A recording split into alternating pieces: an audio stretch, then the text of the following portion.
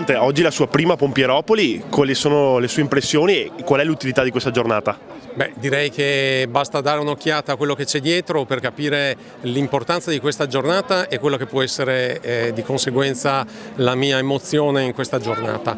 Direi che è molto importante perché un'iniziativa di questo tipo non solo permette ai vigili del fuoco di essere presenti nel territorio, ma permette loro di dare una possibilità ai ragazzi di imparare divertendosi, e credo che questo sia la migliore tra le attività che noi possiamo fare, perché i ragazzi un domani diventeranno grandi e potranno quindi comportarsi al meglio anche di fronte a situazioni che altrimenti non saprebbero come fronteggiare. Quindi di questo devo ringraziare tutto il comando, i volontari e l'associazione che danno un grosso contributo proprio per la riuscita di giornate come questa.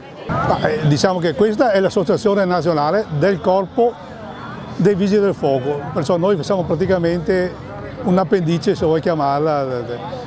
Il fatto che ci siamo andati in pensione praticamente è così un pregio che siamo riusciti a mantenere all'interno di un certo rapporto con il personale operativo. Ecco.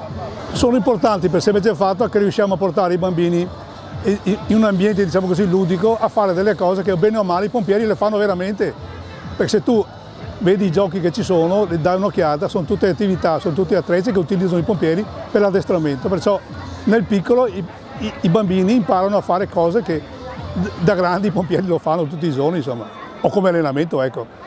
Sì, noi siamo particolarmente sensibili alla sicurezza, e di sicurezza non parliamo soltanto di sicurezza stradale, ma la vediamo in modo trasversale. È per questo che abbiamo deciso di far coincidere due manifestazioni, Pompieropoli e la campagna permanente per la sicurezza stradale che ANVU ormai da diversi anni porta su tutto il territorio nazionale, ma in particolare molto attenta qua dall'Adriatico alle Dolomiti, dove ogni settimana ci sono eventi del genere in quasi tutte le città.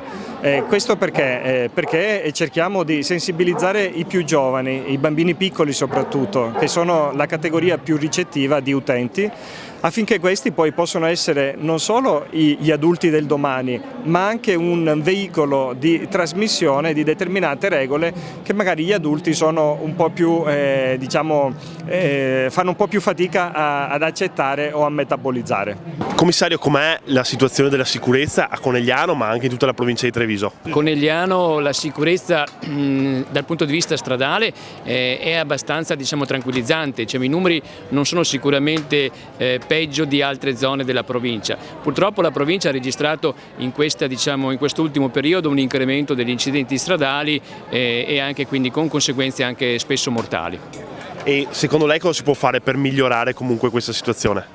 Una delle cose che si può fare è approfondire e sensibilizzare l'opinione pubblica con delle iniziative come quella odierna, quindi soprattutto con i bambini, che sono anche più ricettivi degli adulti rispetto alle tematiche della sicurezza in genere, ma soprattutto della sicurezza stradale, ma anche per gli adulti, perché spesso gli incidenti sono dovuti a disattenzione e quindi sull'uso del telefonino o di altri dispositivi che spesso distraggono il conducente.